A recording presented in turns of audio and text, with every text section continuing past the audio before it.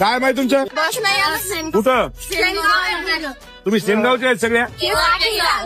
आणि काय तुम्हाला बस कुठून नाही मग आता येता कशा तुम्ही आता रिसोर्ट गेली आम्हाला घेतलंच नाही बस का काय नाही फोन लावा हॅलो अरे आपल्या केसापूरच्या काही मुली आल्यात अरे त्यांना ते कोणती आता रिसोर्ट गाडी गेली त्या लेकरांना त्या गाडीमध्ये घेतलं नाही हा या पद्धतीने जर वागत असतील हे लेकरं आता इथं या ठिकाणी 25 लेकरं आहेत आणि शाळा सुटून ती आपल्या बस स्टँड मध्ये गेले कोण रिसोर्टवाला कोण गाडीवाला होतं ते कोण ड्रायव्हर आणि कंडक्टर आहे ताबडतोब त्याच्यावर कारवाई करा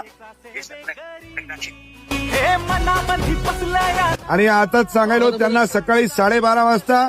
शाळा सुटली की बराबर त्यांची गाडी लागली पाहिजे त्याला गाडी यायली म्हणा 2 वाजता आणि 2:30 वाजता हा तेवढी दक्षता घ्या मी आता पाठवायला होतं त्यांना गाड्यात बसून द्या लगेच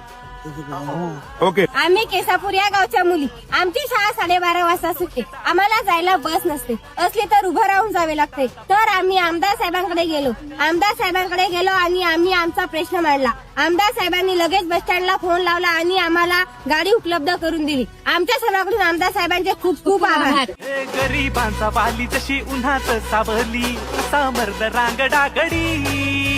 सदा उभा थाई जनतेच्या सेवे पायी जनतेचा सेवेकरी संतोष दादा बांग संतोष दादा बांगर मोठ्या मनाचा राजा हा नेता आमचा